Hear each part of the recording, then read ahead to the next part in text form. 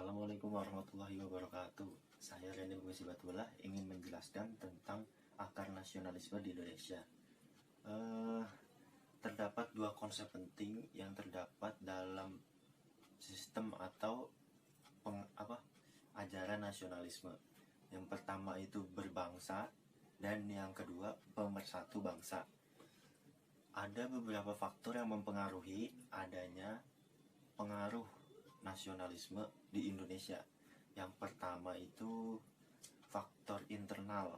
Faktor internal adalah faktor yang mencakup lingkungan sekitar atau lingkungan wilayah tersebut. Salah satunya Indonesia. Contoh faktor eksternal yang digunakan atau menginspirasi bangsa Indonesia untuk mengikuti jejak mereka adalah contoh faktor eksternal. Yang pertama itu penaklukan Rusia atas kemenangan Jepang, atau biasa kita kenal dengan kemenangan Jepang melawan Rusia. Hal ini merupakan anggapan yang sangat mustahil dibantah. Namun ternyata setelah beberapa anggapan bahwasanya bahasa berkulit kuning itu tidak bisa mengalahkan bahasa bangsa barat atau bangsa berkulit putih, ternyata anggapan itu dipatahkan oleh pemerintahan atau tentara Jepang yang bisa memenangkan perang melawan Rusia. Hal ini merupakan pemicu dari salah satu pergerakan nasional yang bisa dicontoh oleh kaum cendekiawan di Indonesia. Yang kedua itu ada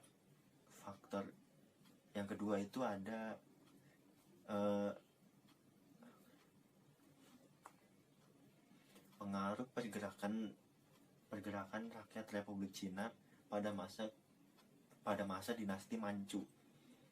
Dinasti Manchu menyebabkan munculnya berbagai macam pergerakan rakyat yang disebabkan oleh penuduhan bahwasanya dinasti ini merupakan dinasti yang lemah dan bekerja sama oleh pihak kolonial barat.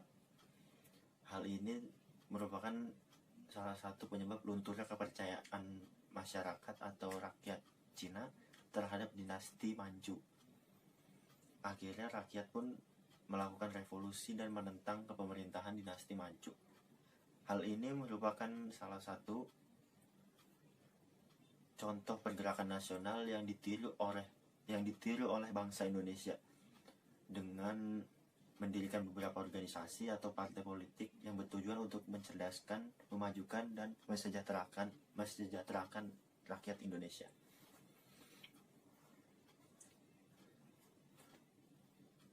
Masa pergerakan nasional ini dibagi menjadi 3 tahap. Yang pertama penyusunan, yang kedua metode non-kooperatif, yang ketiga metode kooperatif.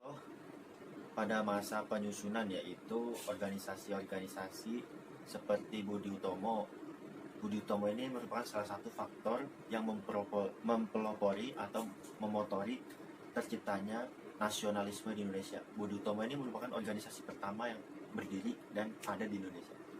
Yang kedua itu Indich Party. Yang ketiga itu ada Serikat Dagang Islam.